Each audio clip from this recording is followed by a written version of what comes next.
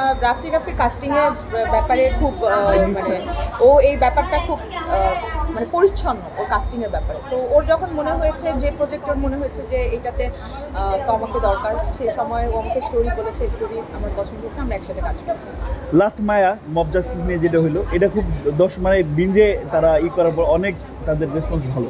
তো এখন তো সিনেমা ঘরের সামনে আসতেছে, ঈদ আসতেছে, তো ঈদের যে প্রজেক্টটা সেটার কি অবস্থা? কাজ চলতেছে। আমি আসলে সবসময় যেটা চেষ্টা করি সেটা হলো যে প্রপারভাবে ঘোষণা দেওয়ার চেষ্টা করি, মানে হুটহাট নিজে বলতে চেষ্টা করি না। তো ঈদের সিনেমা রেডি হচ্ছে, তাড়াতাড়ি অফিসিয়ালি প্রোডাকশন হাউস থেকে ঘোষণা আসবে। ব্ল্যাক ডায়মন্ড, ব্ল্যাক মানি যেটা ছিল, এটার কি অবস্থা এখন? খুব ভালো। আজকে তো ফার্স্ট লুক মুক্তি পাইলো, ফার্স্ট এটা ভিডিও মুক্তি পাইলো এবং অলরেডি ফেসবুকে ভাইরাল, প্রচুর মানুষ অ্যাপ্রিসিয়েট করছে, সবাই পছন্দ করছে। সবাই বলছে যে মালটা আসলে দেশি। আমাদের ডায়লগ ছিল দেশি না বিদেশি, সবাই বলছে না দেশি ফ্লেভারে বিদেশি জিনিসের মধ্যে দেখা যাচ্ছে। আমরা খুব হ্যাপি। আমি আমার কাস্টিং নিয়ে সবসময় সিরিয়াস থাকি।